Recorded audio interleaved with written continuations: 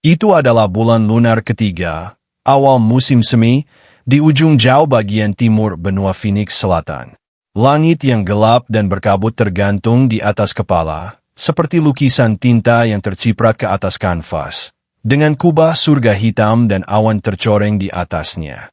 Petir merah menari-nari di antara lapisan awan, disertai dengan gemuruh guntur. Kedengarannya seperti lolongan dewa, bergema di dunia fana. Hujan berwarna darah turun dengan kesedihan ke dunia duniawi. Bersembunyi di bawah adalah kota yang hancur, dihantam oleh hujan merah tua, sama sekali tidak ada tanda-tanda kehidupan. Tembok kota yang hancur tidak memiliki makhluk hidup. Bangunan yang runtuh bisa dilihat, serta mayat hitam kehijauan dan tumpukan darah kental. Tidak ada suara yang mengganggu keheningan. Apa yang dulunya jalan-jalan kota yang ramai sekarang sepi. Dulu, orang pernah melewati jalan berdebu ini, tapi sekarang tidak lagi. Satu-satunya yang tertinggal hanyalah daging yang hancur, kotoran, dan kertas robek, bercampur menjadi pasta berdarah yang hanya bisa digambarkan sebagai mengejutkan dan mengerikan. Tidak jauh dari sana ada kereta kuda terbalik, terjebak di lumpur dan hampir hancur berkeping-keping. Tersampir di porosnya adalah boneka kelinci yang bergoyang tertiup angin, bulu putihnya sudah lama berlumuran darah. Matanya yang keruh bertepi permusuhan saat menatap kosong ke bebatuan berceceran darah di depannya. Di dekat gerobak tergeletak seorang pemuda. Dia tampak berusia 13 atau 14 tahun. Pakaiannya compang-camping dan kotor. Di pinggangnya diikatkan karung yang terbuat dari kulit binatang. Matanya hanyalah celah dan dia tidak bergerak. Angin sedingin es menyapu lubang di pakaiannya, perlahan tapi pasti menyedot panas dari tubuhnya. Kemudian beberapa tetes hujan menerpa wajahnya, dan dia berkedip, mengungkapkan bahwa matanya yang dingin seperti elang terfokus pada sesuatu yang tidak jauh darinya. Sekitar 20 meter jauhnya ada burung nasar kurus merobek daging dari mayat seekor anjing liar, dan sesekali melihat sekeliling. Reruntuhan ini adalah tempat yang berbahaya, dan yang diperlukan hanyalah sedikit gerakan agar burung nasar terbang ke udara untuk menyelamatkan diri. Pemuda itu juga menunggu kesempatannya, seperti seorang pemburu yang terampil. Tidak butuh waktu lama untuk kesempatan itu tiba, karena burung hering itu tiba-tiba membenamkan kepalanya jauh ke dalam rongga dada anjing itu. Mata pemuda itu menjadi sangat dingin, dan dia bergerak seperti panah dari busur, berlari ke arah burung nasar sambil menarik tusuk sate besi hitam dari karungnya. Ujung tusuk sate berkilauan dengan dingin. Mungkin karena itu, atau mungkin niat membunuh yang terpancar dari pemuda itu. Either way, burung nasar merasukannya. Mengepakkan sayapnya dengan waspada, ia terbang ke udara. Itu tidak cukup cepat. Wajah pemuda itu benar-benar tanpa ekspresi saat dia melemparkan tusuk sate hitam, mengirimkannya ke udara dalam garis gelap. Splat! Tusuk sate menembus kepala burung hering, menghancurkan tengkoraknya dan merenggut nyawanya dalam sekejap. Kekuatan hantaman itu membawa burung pemakan bangkai itu ke udara hingga menabrak kereta kuda. Boneka kelinci yang berlumuran darah itu bergoyang-goyang. Wajah pemuda itu tenang saat dia bergegas kembali ke gerobak dan meraih burung pemakan bangkai dan tusuk sate. Anak laki-laki itu telah melempar tusuk sate dengan sangat kuat sehingga, ketika dia menariknya keluar dari gerobak, dia mengambil sepotong kayu bersamanya. Setelah menyelesaikan hal-hal ini, pemuda itu pergi tanpa menoleh ke belakang. Angin bertiup kencang. Pada saat yang sama, kelinci yang berlumuran darah itu tampak seperti sedang memperhatikan pemuda itu saat dia pergi. Berkat angin, hujan terasa semakin dingin saat menerpa pemuda itu dan pakaiannya yang compang-camping. Pada titik tertentu, dia membungkuk, mengerutkan kening saat dia mencoba membungkus dirinya. Dia mendengus kesal. Dia benci dingin.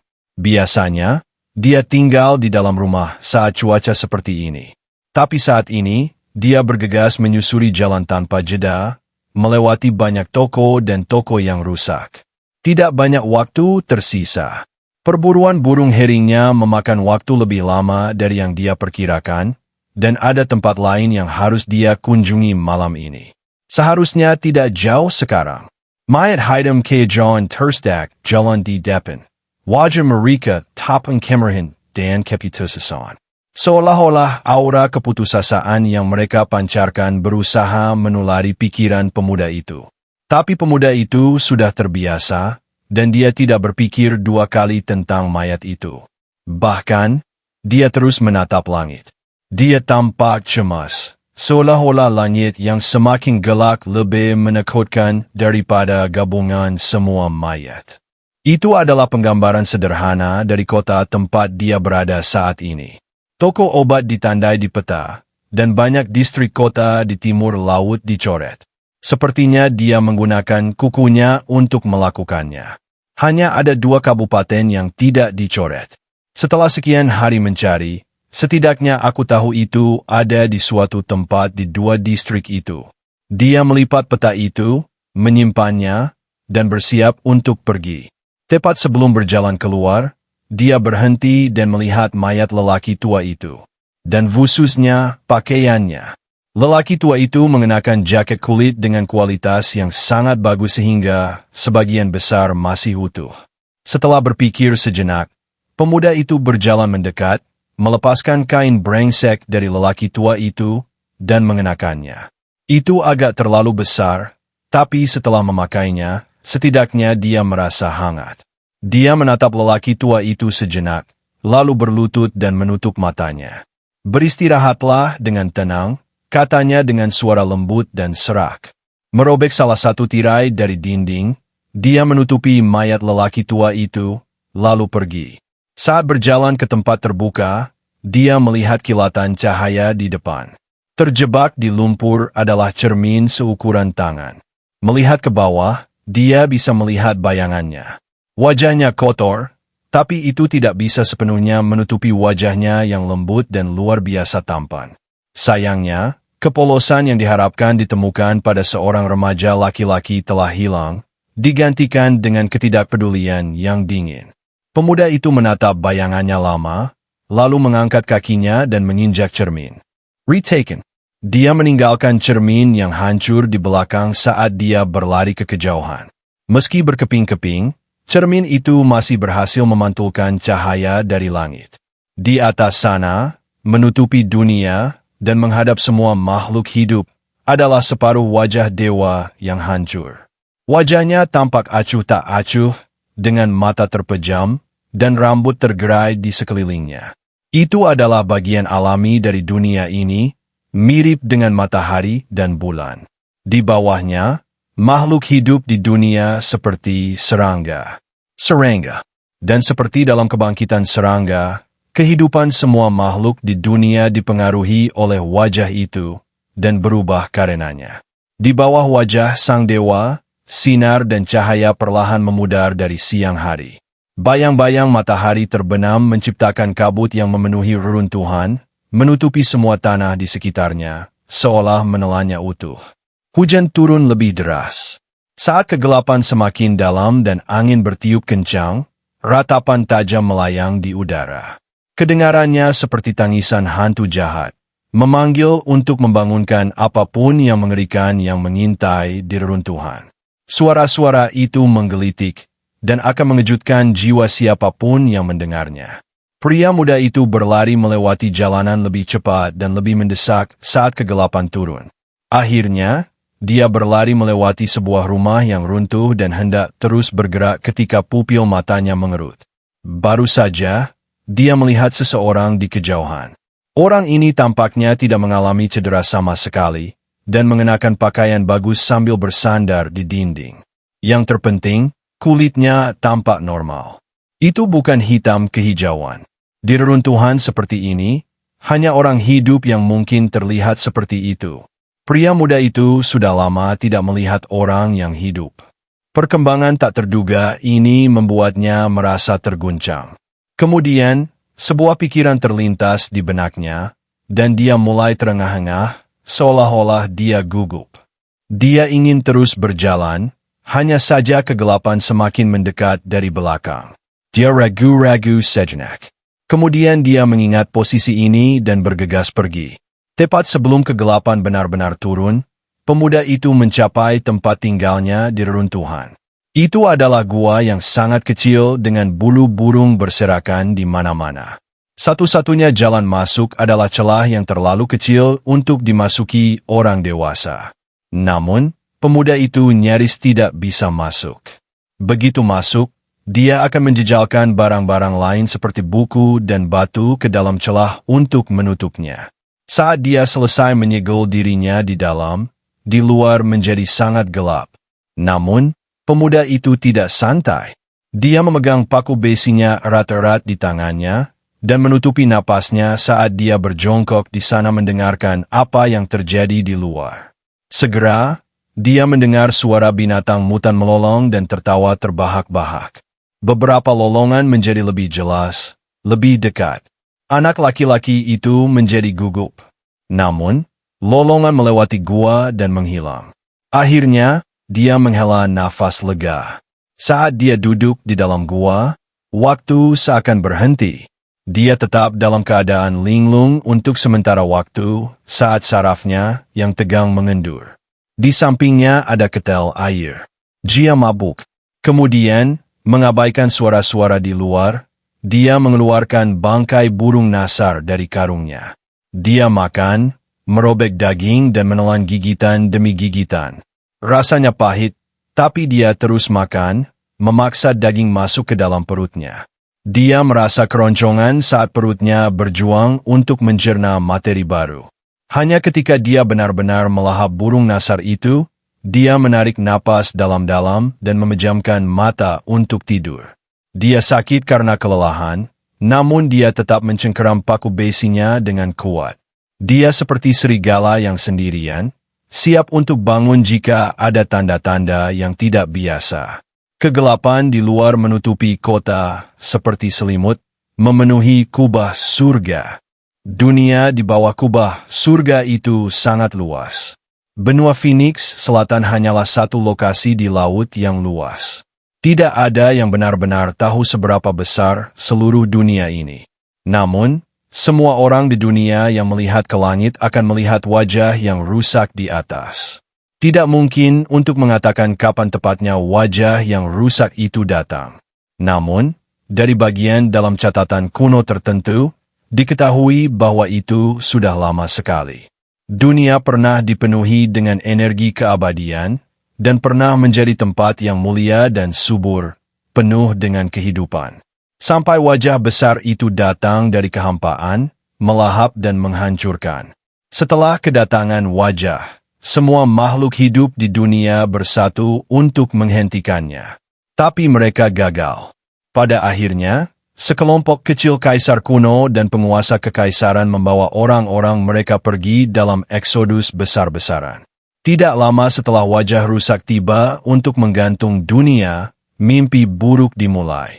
Ketika aura memenuhi dunia, terjadilah bahwa pegunungan, lautan, dan semua makhluk hidup menjadi tercemar.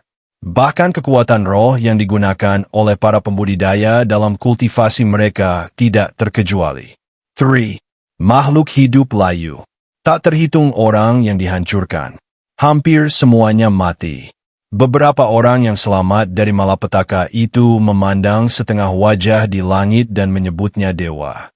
Mereka menyebut dunia mereka Armageddon, dan tempat para kaisar kuno dan penguasa kekaisaran pergi untuk kemudian dikenal sebagai Tanah Suci. Seiring berlalunya era kalender, generasi demi generasi menggunakan nama-nama ini.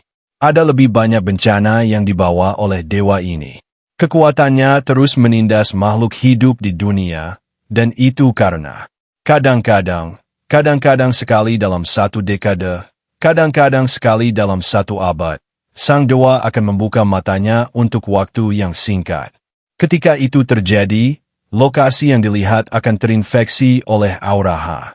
Orang-orang di sana akan mengalami malapetaka, dan lokasi itu selamanya akan dikenal sebagai kawasan terlarang. Selama bertahun-tahun, semakin banyak daerah terlarang muncul di dunia, sementara daerah yang dapat dihuni semakin sedikit. 9 hari yang lalu, mata dewa itu terbuka dan melihat ke bawah ke daerah tempat tinggal pemuda ini. Ada lusinan kota manusia di sana, dan makhluk hidup yang tak terhitung jumlahnya. Semua itu, termasuk daerah kumuh di luar kota, tertular akibatnya, dan berubah menjadi kawasan terlarang. Polusi yang mengerikan menyebabkan banyak makhluk hidup langsung meledak menjadi awan darah. Tapi yang lain bermutasi menjadi binatang buas. Dalam kasus lain, jiwa makhluk hidup pergi, meninggalkan mayat hitam kehijauan. Hanya sedikit manusia dan hewan yang selamat. Pemuda ini adalah salah satunya. Suara sedih bergema di kegelapan, dan ketika pemuda itu menyadari bahwa itu semakin dekat ke guanya, matanya terbuka. Mengangkat tusuk sate besinya, dia melihat ke arah retakan itu.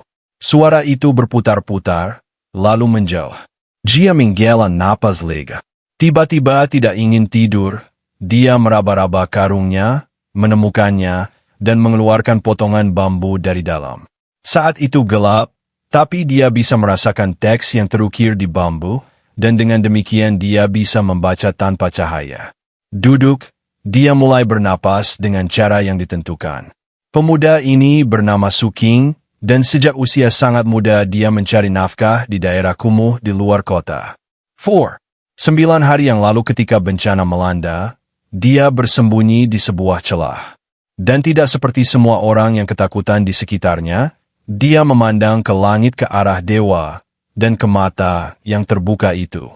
Pupil dewa berbentuk seperti salib, dan saat melihatnya, teror di hati Suking lenyap.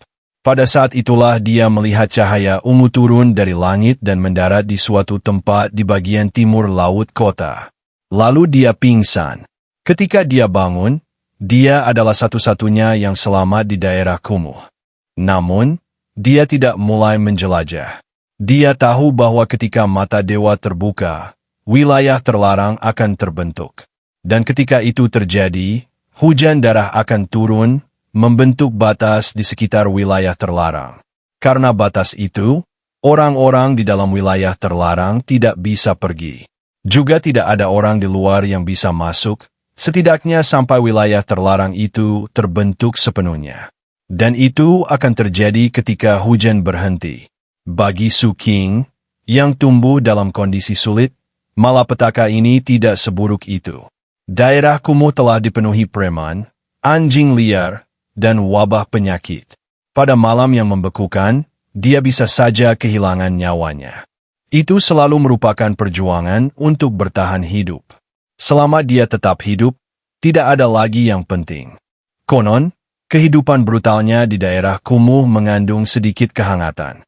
Misalnya, sesekali ada sarjana yang turun-temurun yang datang untuk mengajar kelas kepada anak-anak dan mengajari mereka cara membaca. Suking juga memiliki beberapa kenangan tentang keluarganya.